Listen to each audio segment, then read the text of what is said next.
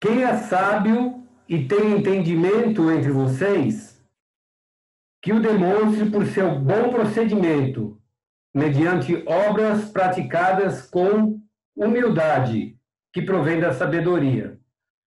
Contudo, se vocês abrigam no coração inveja amarga e ambição egoísta, não se gloriem disso, nem neguem a verdade. Esse tipo de sabedoria não vem do céu, mas é terrena. Não é espiritual e é demoníaca. Pois onde há inveja e ambição egoísta, aí há confusão e toda espécie de males. Mas a sabedoria que vem do alto é, antes de tudo, pura, depois pacífica, amável, compreensiva, cheia de misericórdia e de bons frutos, imparcial e sincera. O fruto da justiça semeia-se em paz para os pacificadores. Se vocês virem aí o verso 15, né, que está pintadinho de amarelo aí agora, nós vemos, né, esse tipo de sabedoria não vem do céu, mas é terrena, não é espiritual e é demoníaca. Então, o tema da nossa aula de hoje é sabedoria, né? É nisso que a gente vai procurar trabalhar nesses minutos que nós temos aí. Tá bom, pessoal? Deixa eu me ajeitar aqui.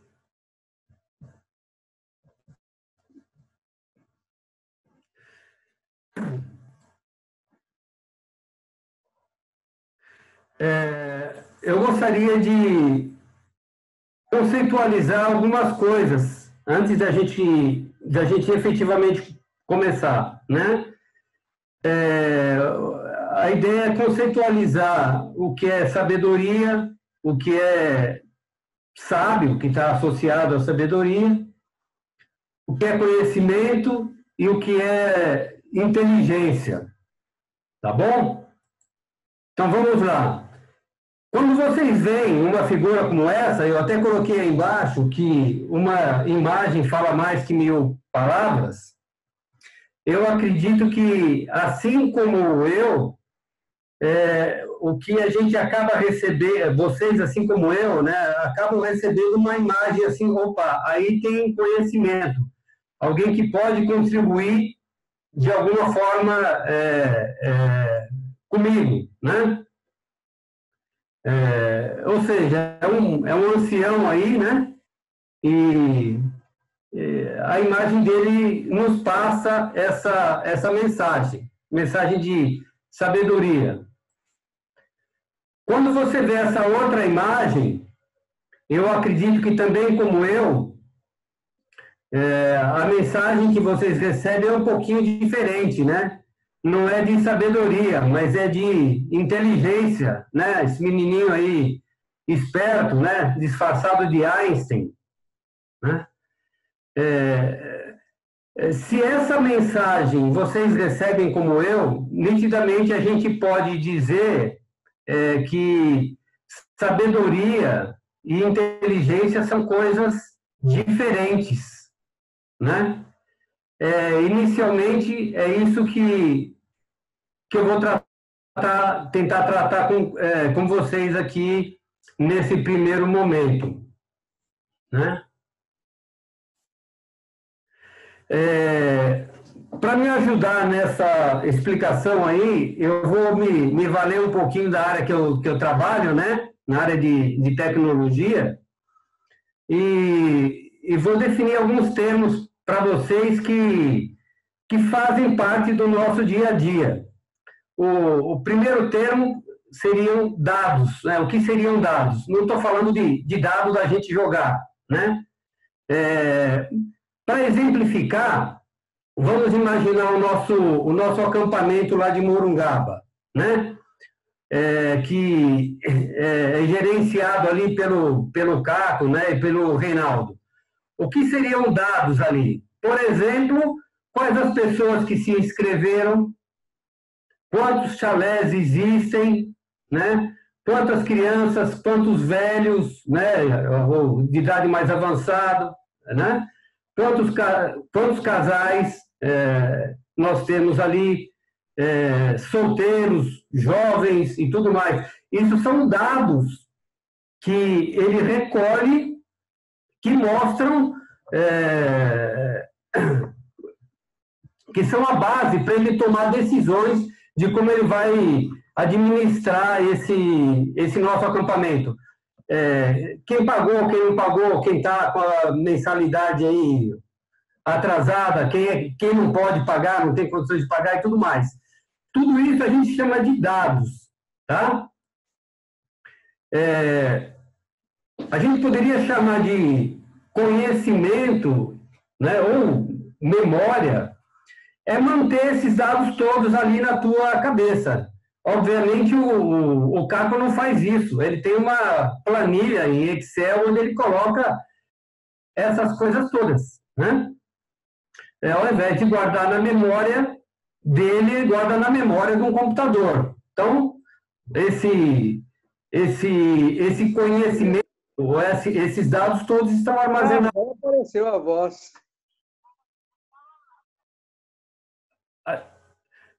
Tá bom?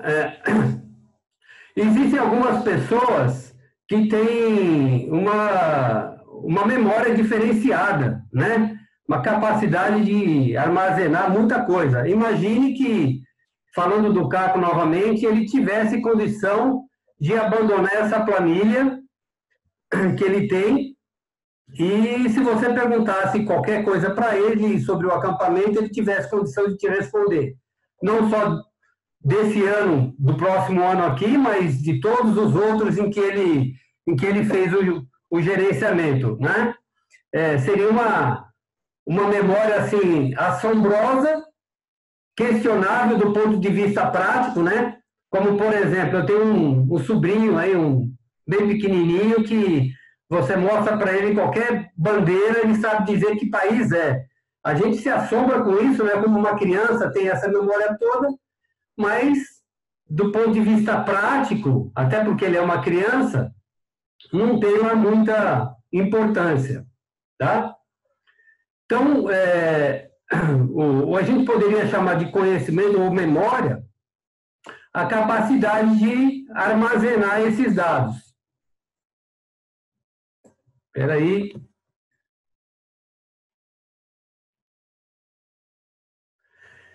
Bom, um outro conceito, o que seria informação?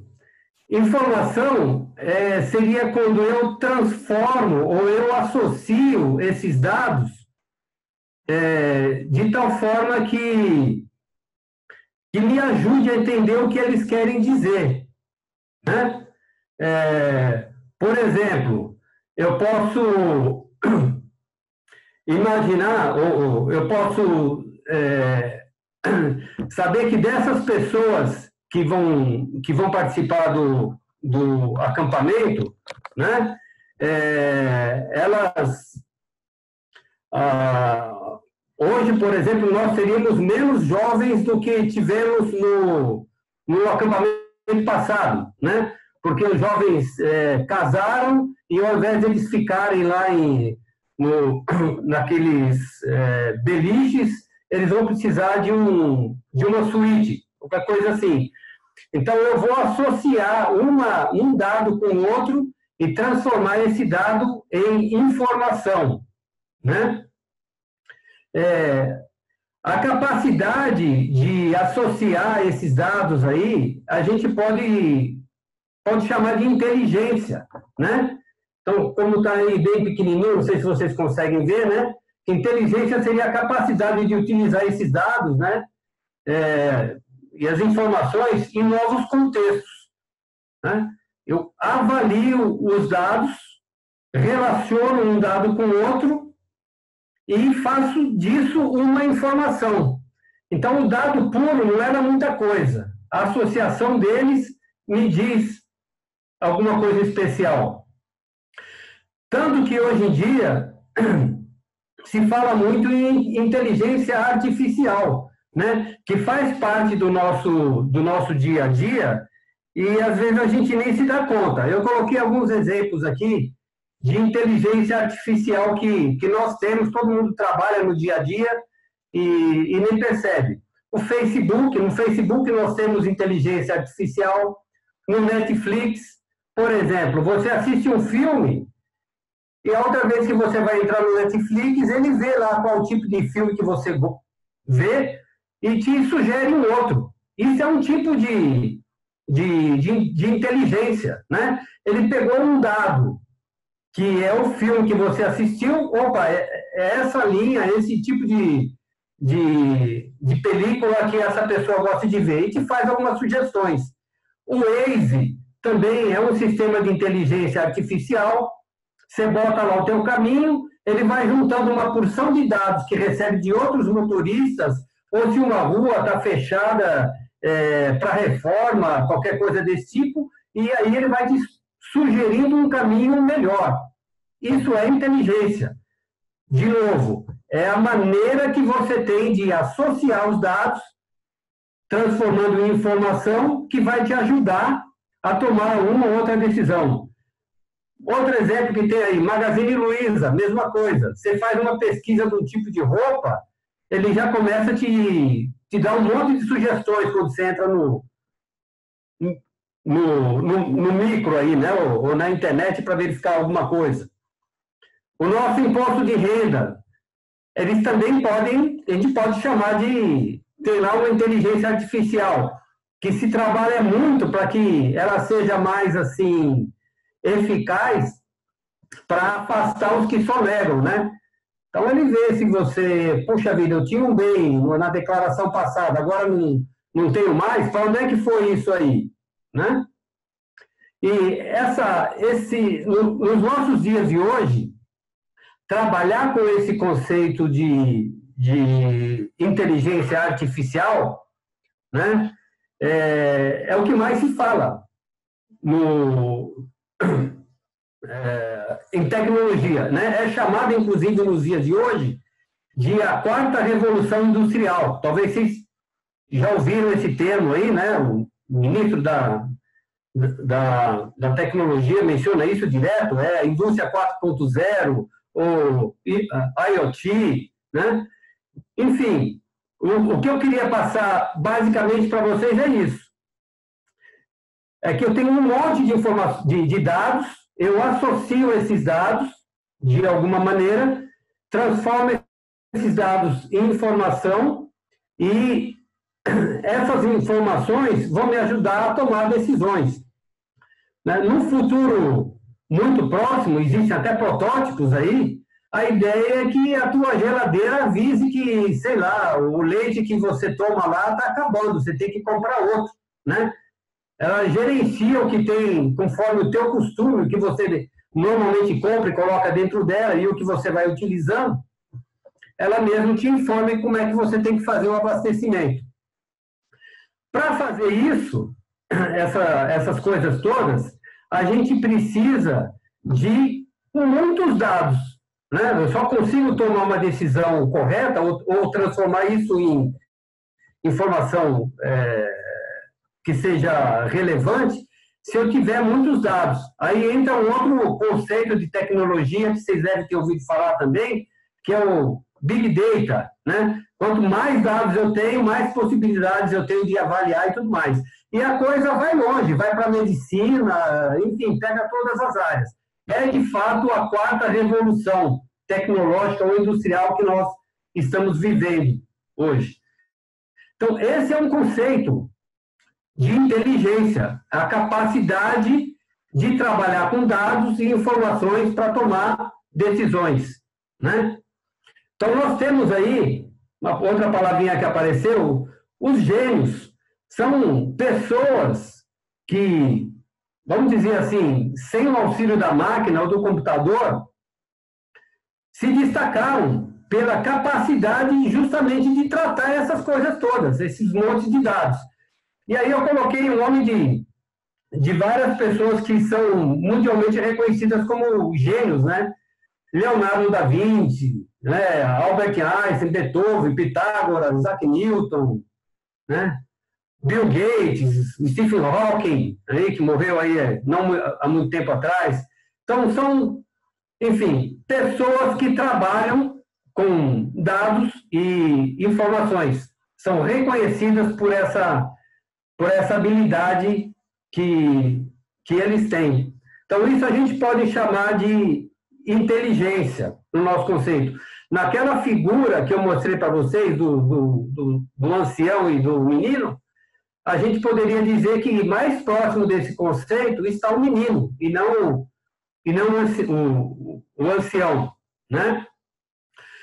Então, resumindo, a gente poderia dizer que a inteligência seria uma capacidade que a gente tem de observar, melhorar, refletir, ou seja, analisar os dados e informações para tomar alguma decisão, né? Tá bom? Bom, e sabedoria? Sabedoria é uma coisa um pouquinho diferente, né? Ou muito diferente, né? O conceito filosófico de sabedoria, né, na psicologia moderna, aí a Silvia, com certeza, é a mais habilitada para discorrer sobre esse assunto, né? Ela poderia também, esse conceito de sabedoria, poderia ser associado ou renomeado como inteligência emocional, né?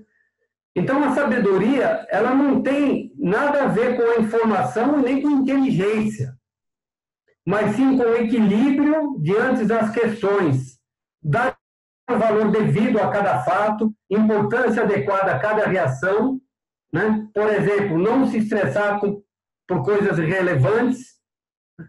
Então, isso não tem a ver com tudo aquilo que a gente falou, né? Do que chamamos de inteligência, né? Ou seja, mesmo quando a gente fala no conceito humano das duas palavras, inteligência e sabedoria são coisas bem distintas, né? Nós vamos procurar ver também do ponto de vista espiritual, aí a coisa se afasta um pouco mais ainda, né? Então, nós temos aí inteligência é diferente de sabedoria. Bem a grosso modo, poderíamos dizer que a inteligência está mais ligada às coisas e que sabedoria estaria mais ligada a sentimentos. Tá bom? Esse é um conceito básico que eu queria tratar com vocês antes da gente seguir para o texto bíblico efetivamente. Agora eu queria fazer uma pequena pausa para deixar um espaço aberto para alguém de vocês que queiram comentar alguma coisa sobre isso, e aí a gente segue. Alguém gostaria de comentar alguma coisa?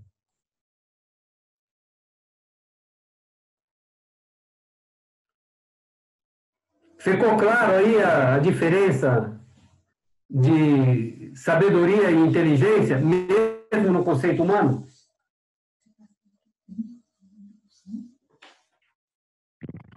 Tá ok. Beleza. Então, vamos seguir aqui, né?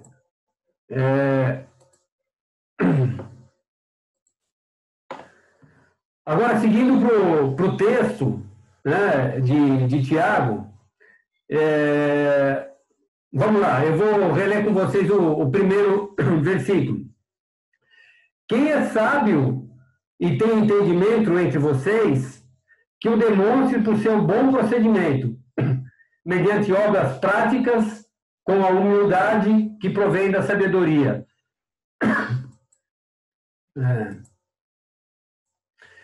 Eu queria destacar com vocês o seguinte: eu entendo que nesse texto, Tiago está dizendo o seguinte, na primeira frase, quem é sábio e tem entendimento entre vocês, ele está dizendo alguma coisa do tipo, olha, levante a mão aí quem se encaixa nesse perfil. Quem entre vocês é sábio em entendimento? Levante a mão aí. Quero saber, né? Aí ele responde, né? Que demonstre isso por seu bom procedimento. Aí alguém pode perguntar, mas como assim eu vou demonstrar isso? Mediante obras práticas, com a humildade que provém da sabedoria, né? Então, nós já vimos que no livro de Tiago se fala muito sobre as obras, né? Mas é uma obra um pouco diferente. O Givaldo discorreu bastante sobre isso, né? E nesse texto que nós estamos vendo, ele está destacando aí que a obra que tem valor, né? A que provém de sabedoria é aquela que é feita com humildade, né? A gente pode, para entender esse texto, que apesar de ser muito claro, a gente pode fazer algumas perguntas para ele mesmo e ver que a resposta para o próprio texto e ver o que ele nos dá, né? Então, eu coloquei aí possibilidades opostas a ser sábio e a ter entendimento. Uma possibilidade que a gente tem é não demonstrar, né? Se eu não sou sábio e não tenho entendimento, eu não demonstro, tá? Uma outra possibilidade que tem também é obras praticadas sem a humildade. Se ele diz que a obra praticada com humildade provém da sabedoria, é óbvio que existem obras que são praticadas sem a humildade. Isso é muito claro. Senão seria desnecessário ele colocar isso dessa forma, né? O que seriam essas obras praticadas sem a humildade? É aquela que alguém faz, provavelmente, para se promover, né? Pensando, talvez, no bem, não daquele que está recebendo a boa obra, né? Mas no seu próprio interesse, né? Uma obra feita desse tipo, ou seja, sem humildade, ela pode até ser boa para quem recebe, mas ela não provém de sabedoria. Isso é muito interessante, né? Porque nós já comentamos sobre isso também, que a gente não pode dar para a obra um valor assim, mais do que ele tem efetivamente, né? Ela não nos leva a lugar nenhum, não é a obra em si que é reconhecida por Deus como sabedoria, aí, no caso desse texto, né? No versículo seguinte, nós lemos o seguinte: contudo, se vocês abrigam no coração inveja amarga e ambição egoísta, não se gloriem disso, nem neguem a verdade. De novo, eu coloquei aí umas possibilidades opostas que a gente teria nesse texto. Ele diz aqui para não se gloriar, mas você pode ter aquela pessoa que se glorie. Esse aí é aquele, sei lá, é o perdido assumido, por exemplo, né? E o outro é aquele que se engana. Esse é o maior risco. A gente não fazer uma autoanálise e ver exatamente o que é que nos motiva a tomar as nossas decisões, ou fazer a obra que eventualmente a gente faça, né? A pergunta que fica seria a seguinte: ele diz aí que a inveja amarga e a ambição egoísta, né? Que isso não vem de Deus, né? Então, qual a ambição de quem faz obra sem humildade? Né? A pergunta que eu coloquei aí embaixo. Certamente é o reconhecimento, né? É o que eu entendo que o Tiago está colocando nesse texto. Essa ambição egoísta seria a obra que você faz, né? Pensando em você mesmo, né? Para se vangloriar, para ter aquela imagem de santinho, vamos dizer assim, né? Seguindo ainda no texto, Tiago nos diz aí que esse tipo de sabedoria, né, ela não vem do céu, mas é terrena, não é espiritual, é demoníaca. Pois onde há inveja e ambição egoísta, aí a confusão e toda espécie de males, né? Então ele já diz, ele disse no começo que existem obras com humildade e sem humildade, e aí está dizendo também que existem dois tipos de sabedoria, né? A que vem do céu e a terrena, que é demoníaca, né? Então está muito claro para a gente que a obra com humildade é que vem do céu, né? A humana, né? A que busca o seu próprio interesse ou reconhecimento, essa não, essa é a demoníaca, né? Pegando bem do lado pejorativo, essa sabedoria, ela poderia ser chamada aí como o esperto, o astuto, o malandro, né? Que às vezes ele até recebe a sua glória pela nossa sociedade, pelo mundo, né?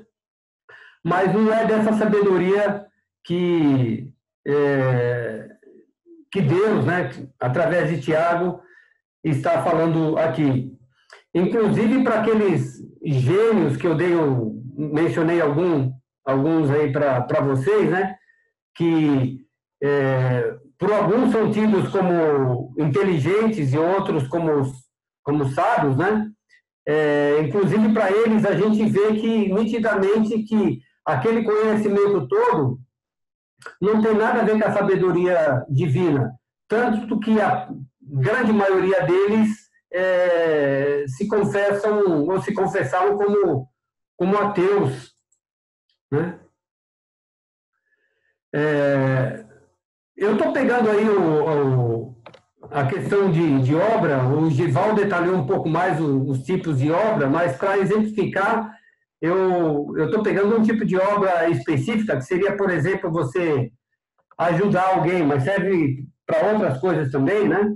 E para exemplificar, eu coloquei o texto aí de Mateus 6, 3, 4, que diz assim: mas quando tu deres esmola, não saiba a tua mão esquerda o que faz a tua direita, para que a esmola seja dada em secreto, e teu pai que vê em secreto, ele mesmo te recompensará publicamente, né?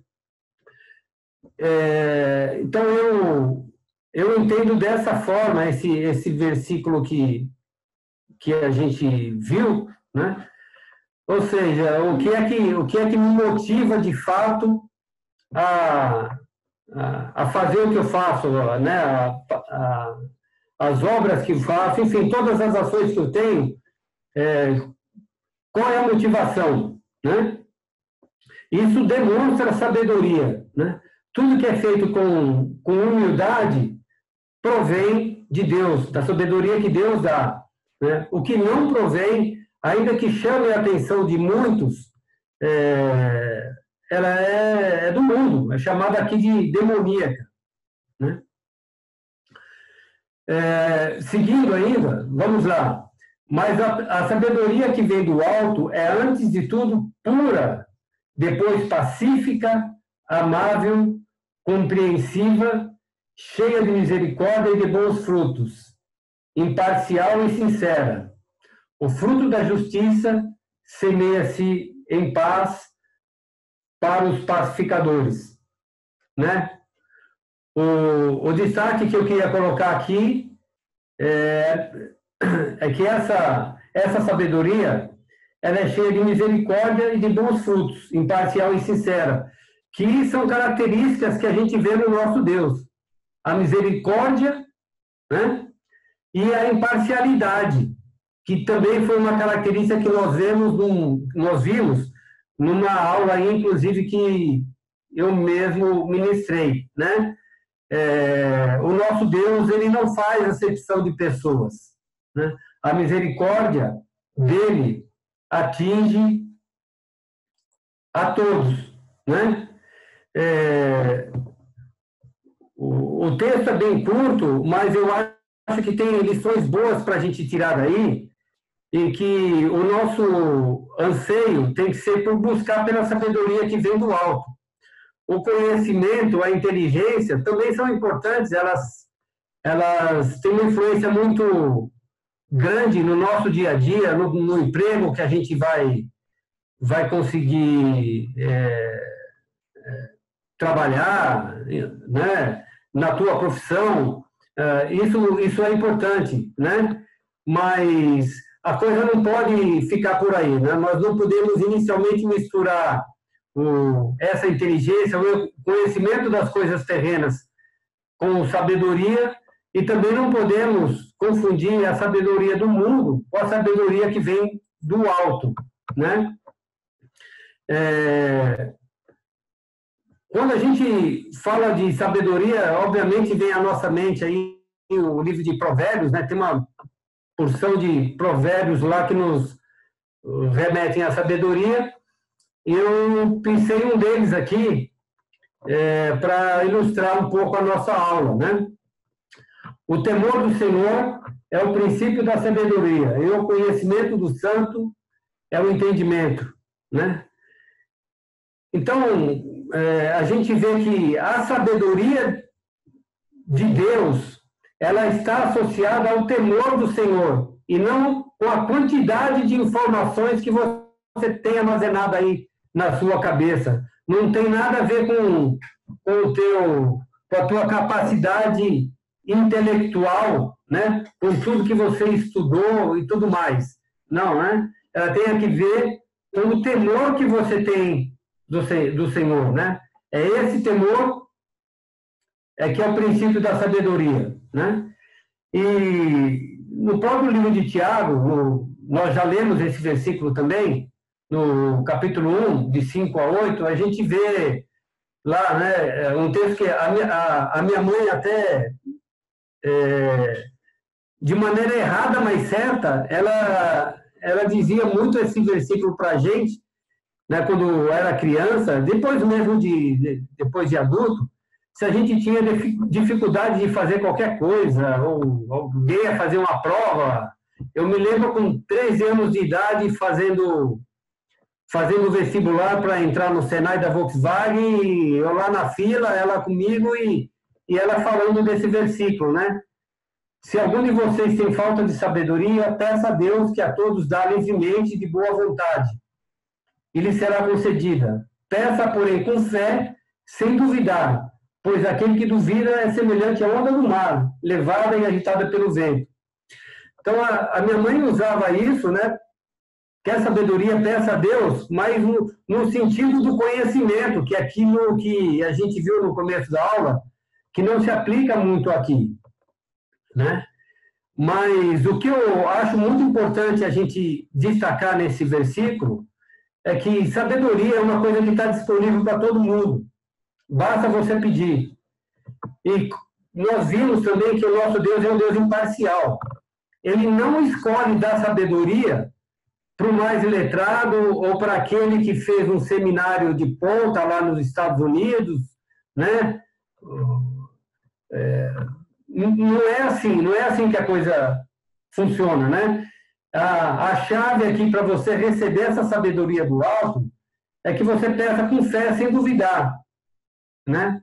E Deus, diz aqui o versículo também, que Ele dá essa sabedoria de boa vontade, livremente, para qualquer um. Não tem pré-requisito, a não ser o temor do Senhor, que aí é o princípio da sabedoria. Então, isso eu acho uma coisa, assim, bastante importante, porque às vezes a gente acaba incorrendo aí no erro, né, de achar que a sabedoria tem que vir só daquele que é mais culto, né, que estudou um pouco mais, ou que até tem uma condição financeira diferenciada, e por conta desse sucesso ele tem a palavra certa para me dar numa situação de dificuldade que eu eventualmente tenha, né? Estou falando isso no nosso círculo, né? na igreja, ali entre os irmãos. E isso não tem nada de bíblico nisso, né? Não é só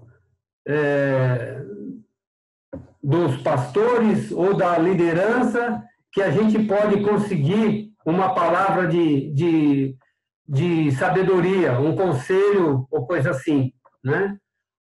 A sabedoria está disponível para todos.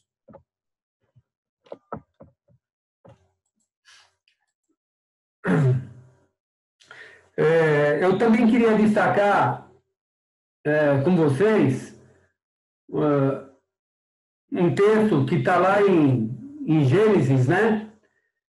Que tem a ver assim, com essa questão de conhecimento, sabedoria e tudo mais, né? Que está ligado aí ao primeiro pecado, né? O pecado de Adão, né? Então eu vou ler para vocês aqui em Gênesis 2, 16 e 17, né? E o Senhor ordenou ao homem: coma livremente de qualquer árvore do jardim, mas não coma da árvore do conhecimento do bem e do mal, porque no dia em que dela comer, certamente você morrerá, né? Eu destaquei aí em amarelo no texto o conhecimento do bem e do mal, né?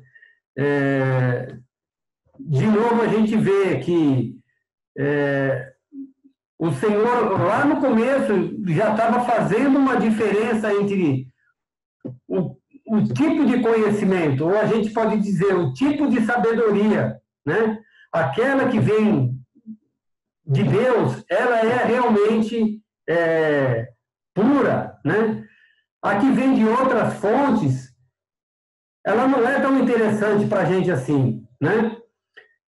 E foi justamente nesse aspecto que a serpente utilizou ali para enganar a mulher, né?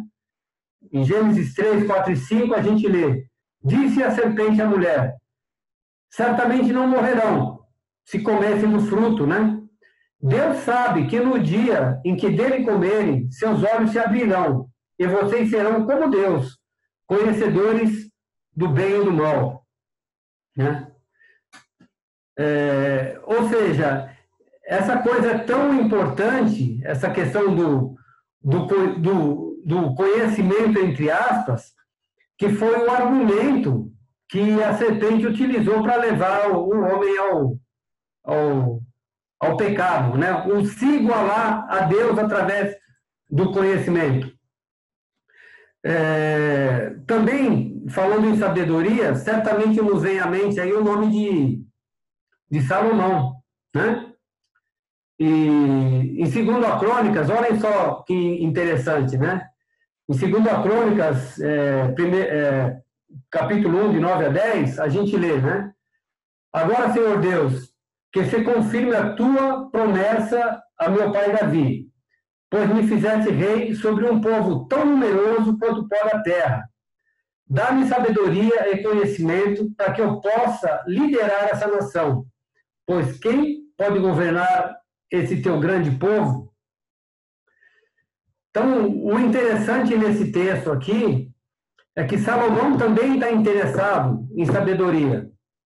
E quando a gente lê o texto inteiro, a gente imagina até que Salomão já tinha sabedoria antes dele pedir sabedoria, ele ganhou mais sabedoria. Porque a resposta de Deus para ele foi que, como ele não pediu para que matasse os inimigos, para que ele ficasse rico, para que ele vivesse muito, ou seja, já que ele não pediu essas coisas materiais, Deus iria dar para ele o que de fato ele pediu, que foi a sabedoria, mas essas outras coisas ele receberia também, né? Então, a gente poderia dizer que o pedido dele já foi muito sábio, né? Esse mesmo trecho de sabedoria, em que Salomão pede sabedoria, lá em 1 Reis, ele aparece um pouquinho diferente. Na verdade, o sentido é o mesmo, só são as palavras utilizadas que são um pouco diferentes, sem querer ser aqui mudar o sentido da Bíblia, mas é só para fazer um jogozinho com as palavras. Eu queria ler com vocês o que está lá em 1 Reis 3:9. Né? Vou ler aqui. Dá, pois, a teu servo, é Salomão falando, né? Dá, pois, a teu servo um coração cheio de discernimento para governar o teu povo, né? E capaz de distinguir entre o bem e o mal. Pois quem pode governar esse teu povo? Eu só coloquei esse outro texto só porque ele usa essa palavra aí, entre bem e o mal, que foi exatamente as mesmas palavras que aparecem lá no caso de Adão, né? Da serpente falando para a mulher, né? O conhecimento do bem e do mal. E aqui Salomão pedindo para que ele possa distinguir entre bem e mal, entre o bem e o mal, né? O que eu posso concluir desse texto é que, na verdade, o que tem grande peso é a fonte da onde você vai buscar a tua sabedoria, né? Você pode ser um filósofo, né? Deixa eu nomear uma pessoa hoje aqui que é bastante conhecida, ouvida por todos aí, o Leandro Carnal, né? O filósofo, né? Até o nome dele, infelizmente, diz que qual é a crença dele. Ele é bem carnal mesmo, né? Mas ele é super inteligente, é um sábio. Ele diz, numa das entrevistas dele, que o objetivo dele, né, o sonho dele é que ele morra como sábio, né? Então, ali tem muita sabedoria. Mas onde é que ele foi buscar a sabedoria? Qual é a fonte dele? Eu não estou dizendo que você ter conhecimento sobre esses pensadores seja errado, né? Mas a tua decisão, né? As decisões que você toma com relação ao caminho que você vai dar para a tua vida, não tem que ser baseado nesse conhecimento filosófico, não. A fonte tem que ser do céu, né?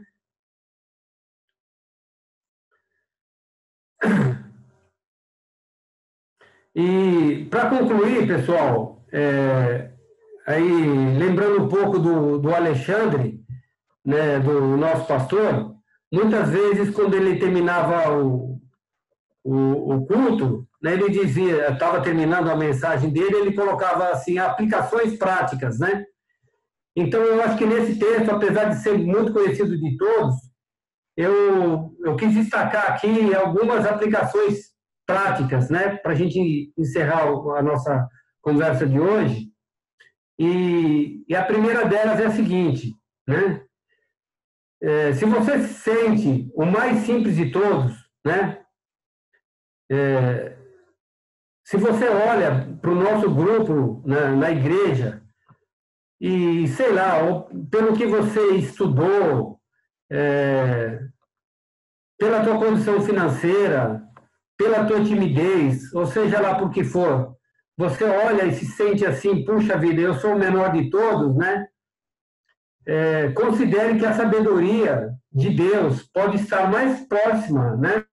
Mais ao seu alcance do que os dos outros. Deus nunca colocou, pelo que a gente viu aí, que esse presente que ele pode dar a todos que pedem, que você precisa de um requisito, a não ser o temor a Deus, né? Você não precisa ser um intelectual para ser sábio, né? A sabedoria ela tem que ser buscada. Se a gente lê é um pouquinho grande, mas se a gente lê o Provérbios 6, a gente vê assim no texto sendo mostrado como é que o cristão, a gente pode dizer assim, né, deve dar importância em buscar a sabedoria, como se fosse a prata, a coisa mais importante, né, que nós temos a buscar. Então, a primeira aplicação prática que eu queria deixar com vocês é essa, né? Para o mais simples não se acanhar, não, né? E a segunda aplicação é para o outro grupo, né? Para aquela pessoa que eventualmente favorecida financeiramente ou que teve condição de estudar mais, né? Que essa pessoa também esteja aberto para receber os conselhos sábios, ainda que esses conselhos venham daquele mais simples, né? Que está no nosso meio, né? Eu acho isso assim duas coisas tão importantes para quem vive em comunidade, né? Principalmente num momento que a gente, de afastamento como esse que a gente está vivendo, né? Que o nosso sentimento fica mais aflorado, assim, né? A gente fica com vontade de encontrar as pessoas de novo, né? E olha um pouco para trás e imagina, puxa, perdi tempo, podia ter feito mais isso, me aproximado mais desse ou daquele, né? Que, que seja hora para a gente refletir que, como família, como igreja, a gente tem que estar pronto para suportar uns aos outros, né? E esse suporte em todos os aspectos, né? Será que em alguma situação eu não consiga encontrar uma palavra de consolo de uma senhorazinha mais simples, né? Eu acho que sim, né? Será que, se nós pegarmos o nosso ancião lá, o seu Valdomiro, será que não tem muita sabedoria ali que a gente possa utilizar? Certamente tem, né? E, e que, como família, como comunidade, a gente realmente tenha esse sentimento de unidade, né? De ajuda de um ao outro, não só financeiramente, como a gente vê no caso das cestas básicas, por exemplo, que algumas pessoas contribuem, né? Mas no orar, né? Um pelos outros, no aconselhar, né? No pedir conselho, né? Porque imagine se todo o conselho que a gente precisa, a gente tivesse que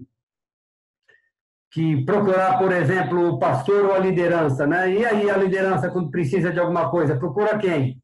A procurar um pastor de outra igreja, qualquer coisa assim, né? Eu não entendo que seja assim que a gente tenha que viver, não, né? É, um tem que estar suportando o outro, né? E, enfim, pessoal, eu entendo que essa é a sabedoria que vem do céu, que felizmente é muito, muito diferente da que vem do mundo, né? Que tem o foco na ambição e na vanglória daquele que a possui. Tá bom? Queria abrir de novo para comentários. Se vocês quiserem comentar, vou ficar feliz da vida. Oi, Giba, é o Bruno. Tudo bem? Tudo bom. Tudo bom. Beleza. Bom dia, irmãos. Eu queria trazer um exemplo prático que aconteceu na minha vida e que foi muito especial essa reflexão que você trouxe, que assim, bateu muito nas minhas lembranças aqui. Eu acho que traz um pouco do que você trouxe e numa forma muito prática e que a gente consegue visualizar, né? Eu tinha um tio que ele trabalhou a vida inteira dele, né? Era sapateiro, trabalhou a vida inteira dele como sapateiro e era um homem trabalhador, né? E eu sou formado em engenharia e tudo mais, né? Enfim, quando você olha o olhar do homem, né? Você fala, putz, cara, como assim, né? Um engenheiro vai sentar com uma pessoa que tem uma profissão que talvez não estudou tanto, não teve tantos anos de dedicação para alcançar, o que é errado, porque com certeza meu tio, por exemplo, demorou muitos anos para adquirir as habilidades dele, mas pensando na sociedade, né? Esse cara vai pedir conselho para uma pessoa que tem uma profissão, talvez olhando de olhos humanos, não tão bem vista na sociedade, né? E aí, quando eu reflito sobre isso, eu fui muito abençoado por esse meu tio. A gente passava horas e horas, noites e noites, dias e dias conversando, né? Ele me trouxe vários conselhos do mundo, né? E vários conselhos pensando também na questão do amor ao próximo, do amor à família, do amor às pessoas. E o meu tio me ajudou a ser uma pessoa melhor, né? Então, quando você trouxe aquela imagem lá do jovem e do idoso, é muito, muito especial quando a gente olha que a sabedoria e o conhecimento não é só aquilo que a gente vê ou que a gente sabe agora. Putz, se eu sei ligar uma internet, um Wi-Fi, conectar as pessoas online, então eu já sei muita coisa. Existe uma coisa que a gente até brinca às vezes, né, que os anos não traz só, né, e ainda bem por isso, não traz só a idade. Ele traz muita sabedoria e ele traz também muito conhecimento de vida, né? E isso foi uma coisa que eu tive muito próximo, né? Esse meu tio já faleceu, mas foi muito especial na minha vida e me marcou bastante. Então, aí fazendo uma analogia com o que você traz, eu tenho certeza que tem muita gente que pode não ter a formação, pode não ser o doutor, pode e não importa. E com certeza essa pessoa vai poder te dar uma reflexão que pode sim mudar talvez um rumo de algum caminho que você esteja trilhando. Obrigado, viu, Giba?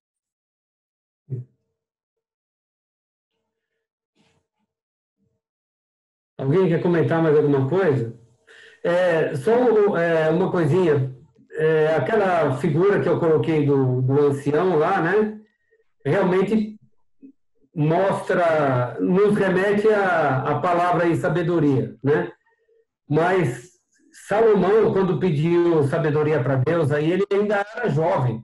Houve até um tempo em que eu imaginava que você lê aquelas coisas todas que ele escreveu, você fala, pô, só pode ser de alguém que já viveu um monte de coisa para escrever aquilo, né?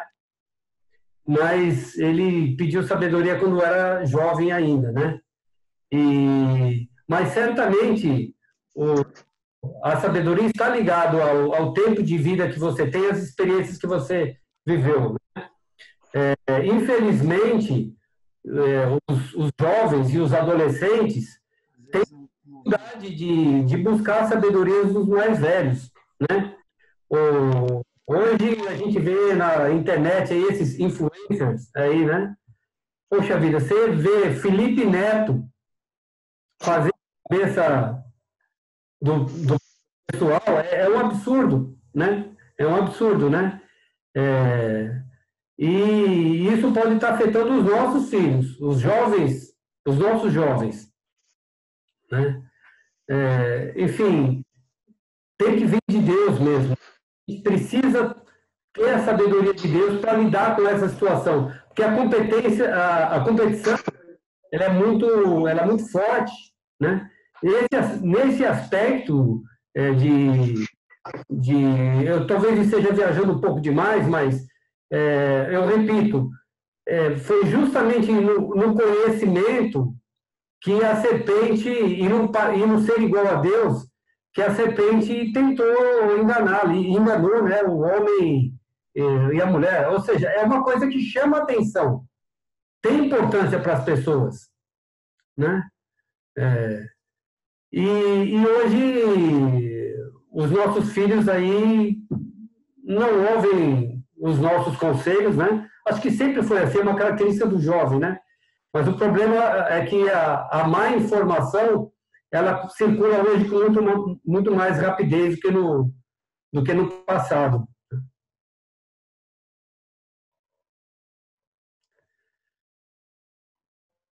Mas a especialista para falar em sabedoria aí é a Silvia. Aliás, eu olho para ela assim, não vejo ela velhinha como aquele sujeito lá, mas eu olho para ela e falo, olha, está aqui alguém sábio.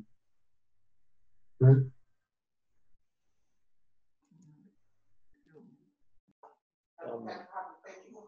Samuel, você quer me ajudar com alguma coisa? Não, eu tive um momento de compartilhar com os irmãos, a gente justamente falou, e uma das perguntas foi como diferenciar a sabedoria da inteligência ou do conhecimento, né? E me lembrei muito quando você falava de um professor do seminário que diz assim: você pode discorrer toda a teologia, ainda falando mais para seminaristas, né? O contexto é de pessoas que estão todo dia lidando com a palavra de Deus. Ele diz assim: você pode discorrer toda a teologia, ter a sua teologia sistemática, e começou a citar todas as coisas que um seminarista deve saber, né?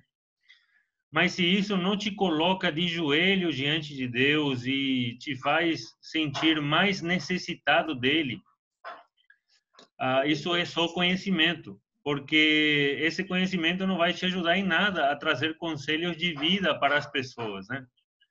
E realmente esses conselhos de vida, como você muito bem disse, também envolvem emoções, né? E é muito daquilo que você vive. E se você não vive a palavra de Deus, o que adianta realmente ter um conhecimento tão vasto se isso não redunda numa vida prática, né? De humildade, como nós falamos, e acima de tudo de temor a Deus, né? Eu acho que a gente precisa sempre colocar na prática o que nós aprendemos, né? Entender que o conhecimento é importante, mas a maneira que vivemos é o que mais vai ficar marcando a vida das pessoas, né? Só isso aí, Giba. Muito bom, obrigado, viu? Tá bom. Bom, se ninguém tem mais nada a comentar. Eu quero falar. Geval, é isso? Sim.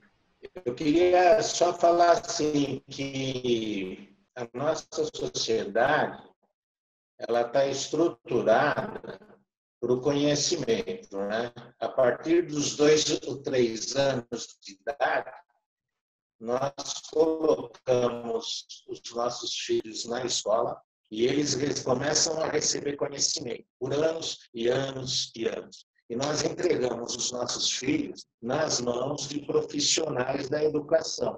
E muitas vezes também o que eles ensinam lá, com certeza não tem nada a ver com as coisas de Deus.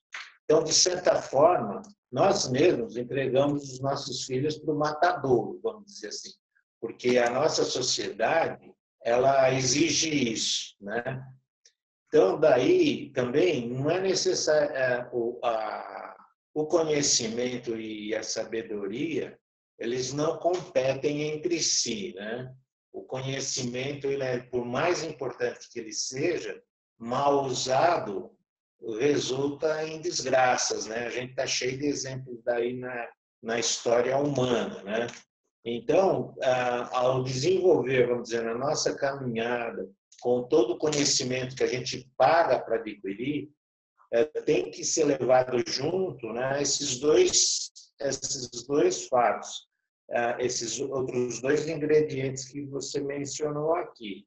A humildade para ser colocado diante dos outros, né, e receber as pessoas e saber ouvi-las, e o temor. Porque, às vezes, a nossa decisão, por mais inteligência que seja, ela não contempla o temor, né?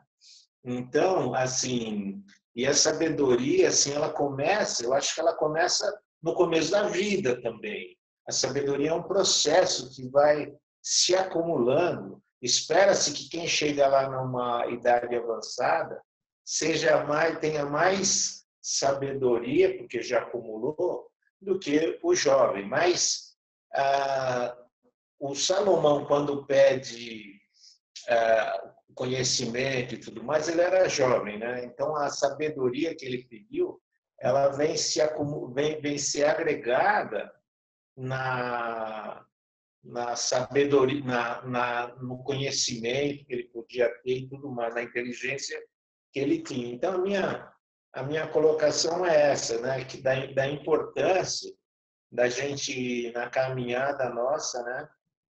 Realmente a humildade e o temor. Fazer as coisas que a gente tem que fazer e decidir no dia a dia, na sociedade, na profissão, a gente tem que olhar o temor do Senhor, né? Saber o que o Senhor acha daquilo que eu estou fazendo, né? Então,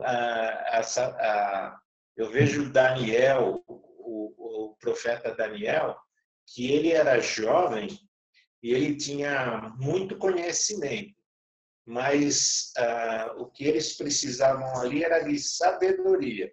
Então, ele trouxe revelações do Senhor, e algumas vezes até correndo risco de vida, né? Como, por exemplo, quando saiu aquele decreto que ele não podia, ele estava proibido de orar, ele não mudou a rotina dele, não. Ele continuou indo no terraço e continuou orando. Então, assim, é claro que o Daniel mais velho, ele já teve muito mais sabedoria do que aquele jovem impetuoso que foi levado para o exílio. Mas, assim, a sabedoria, ela não é um produto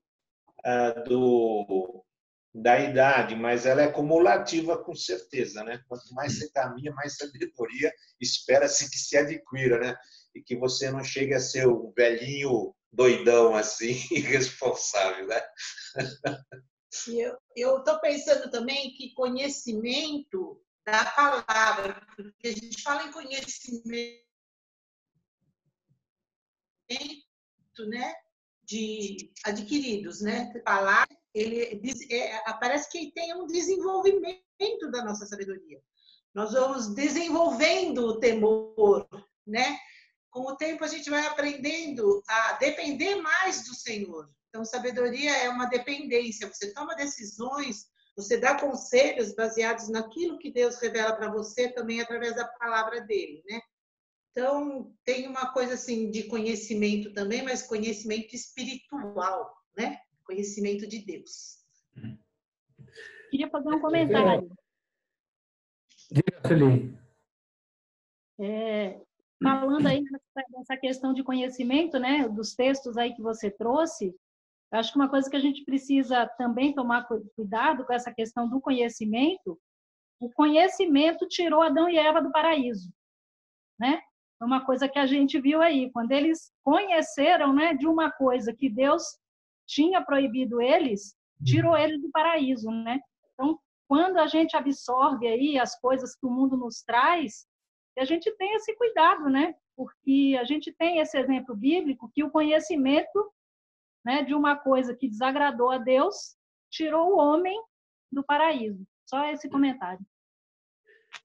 Só queria dizer, foi por isso até que eu comecei a aula falando um pouco sobre inteligência, computador e tudo mais, né? Porque ainda que seja da Bíblia, da palavra de Deus, o conhecimento ele pode ser vazio, né? A inteligência ela pode ser melhor exercida por uma máquina do que por uma pessoa, né? Hoje está muito fácil, se você quiser saber discorrer sobre qualquer assunto, ainda que seja bíblico, você vai no Google lá, ele te dá as referências todas, quer dizer, ele sabe muito mais do que qualquer outra pessoa, né? Ele tem capacidade de armazenar essas coisas de maneira mais simples, mais rápida, né? O conceito de inteligência, inclusive, ele vem mudando com o passar dos anos, né? Hoje é perfeitamente possível um avião, por exemplo, ele pousa com o céu fechado sem um piloto fazer nada, né? Os carros autônomos e tudo mais. Então, as coisas que podiam ser feitas só por humanos, elas podem ser feitas com muito mais com uma assertividade muito melhor do que quando é feita por um humano, né? Então, conhecimento, de novo, não tem nada a ver com sabedoria, né? Essa inteligência, quanto mais a tecnologia for se desenvolvendo, mais a gente vai ver as máquinas aí tomando, entre aspas, o lugar do humano. Mas essa sabedoria que é baseada no temor do Senhor, isso você não vai conseguir colocar para máquina nenhuma. Máquina não tem temor de nada. Ele só armazena as coisas, né?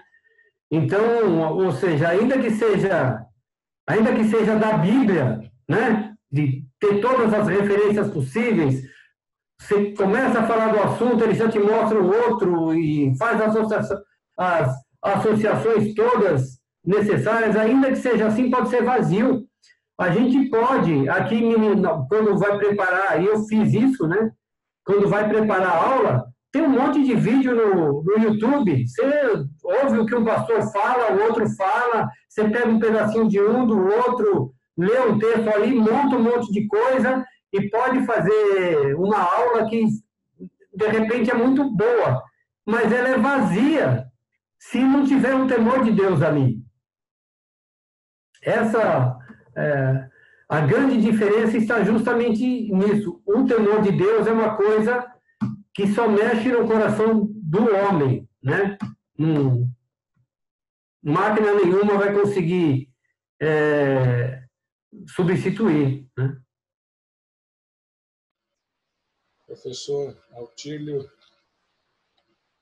ele vai defender a tese dele aí depois da colocação do Givaldi. Você está com o microfone aberto e gostaria de comentar alguma coisa, Autílio? Olha, o que o Gival colocou é correto, mas a Bíblia fala que realmente a fé vem pelo conhecimento de Deus. Mas a gente tem que entender que assim, a questão de ser inteligente, como o Gilberto colocou, inteligente emocional, eu tenho muita inteligência, mas eu tenho dificuldades no emocional.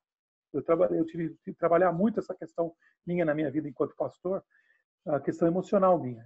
Eu trabalhava o dia inteiro com pessoas que eu tinha que não ser pastor, mas eu tinha que ter. E hoje também, como professor, às vezes eu tenho dificuldade, né? Porque eu cito a Bíblia e as pessoas reclamam, porque o meu conhecimento é a palavra. Então eu cito textos bíblicos durante a aula, eu já fui repreendido muitas vezes na escola pelo fato de eu estar citando a Bíblia. Esse conhecimento meu é complicado. Então a gente sente que o fato de você conhecer, a Bíblia fala, né, o que enche o nosso coração é o que a gente ouve. O ouvir enche o coração. Provérbios fala isso. Eu encho o meu coração. E a minha boca fala o que está cheio no meu coração. Então eu tenho que ouvir a palavra, eu tenho que ler a palavra, para que o meu coração se encha dela, para que eu possa falar dela. Aí a minha palavra vai ser de sabedoria. A minha palavra vai ter de sabedoria, desde que ela esteja pautada dentro do conceito da justiça de Deus, da palavra de Deus, né? Eu acho que isso é muito importante a gente não esquecer. Uma coisa que a Sueli falou, a questão lá de Adão e Eva, no conhecimento do bem e do mal, eu acho que não é só porque eles conheceram o bem e o mal, é que eles não tinham esse conhecimento do pecado. Hoje nós temos esse conhecimento, por isso que nós precisamos do Espírito Santo para nos convencer. Porque nós somos, como o homem passou, quando ele começou a conhecer o bem e o mal, ele passou a não diferenciar isso. Ele faz coisas, como o Paulo falou, né? Aquilo que eu não quero, eu faço. Aquilo que eu não quero, eu quero fazer. Às vezes eu não consigo fazer, porque é uma luta espiritual. Né? Porque a gente é espírito e também carne. Somos pessoas... Então, segundo Coríntios, fala que o homem espiritual discerne todas as coisas espiritualmente, não só intelectualmente. Eu acho que a grande questão que o Roberto está colocando é essa. O homem espiritual discerne todas as coisas espiritualmente, mesmo que sejam coisas que apareçam na internet. Ele tem que aprender a reter o que é bom, reter o que é verdade, senão ele acaba ficando sempre achando que tudo é bom. Porque é o que aconteceu com Eva e com Adão. Ele achava que tudo era bom.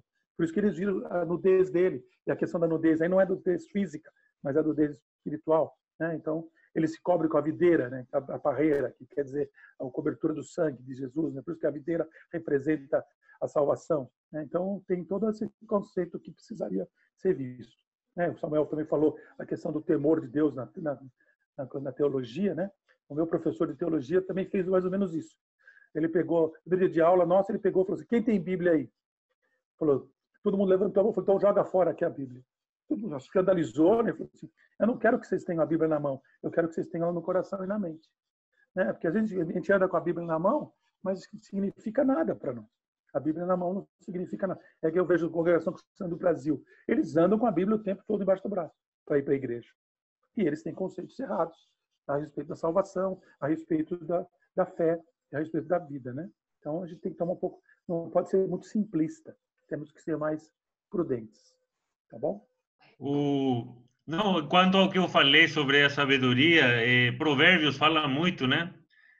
O princípio da sabedoria é o temor ao Senhor, né? E a gente vê, por exemplo, que os fariseus eram pessoas nesse sentido que tinham a Bíblia na cabeça, no coração, eles cumpriam o que Deuteronômio fala, né? Coloque a palavra de Deus, os mandamentos sobre os umbrais da sua casa, nos batentes, tudo, mas aquilo não fazia ou não fez nenhuma diferença para eles conseguirem discernir que Cristo era o Cristo, né? E justamente por quê? Pela falta de temor a Deus, né?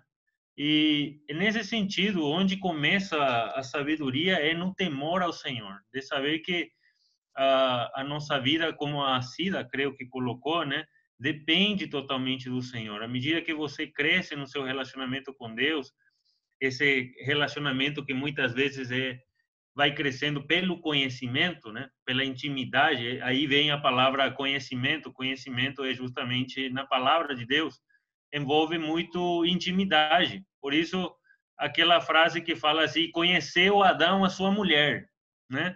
Intimidade é aquela questão da pessoa se envolver com Deus diretamente. Então, quando a pessoa conhece a Deus, quando a pessoa se envolve com Deus, ela, à medida que vai se aproximando de Deus, ela percebe quão grande Deus é, quão pequeno nós somos e quanto precisamos dele para todas as áreas da nossa vida, né? Então, isso é o princípio da sabedoria, o temor, o reconhecimento de quem você é diante do tamanho de Deus. Essa é só uma coisa aí que queria acrescentar.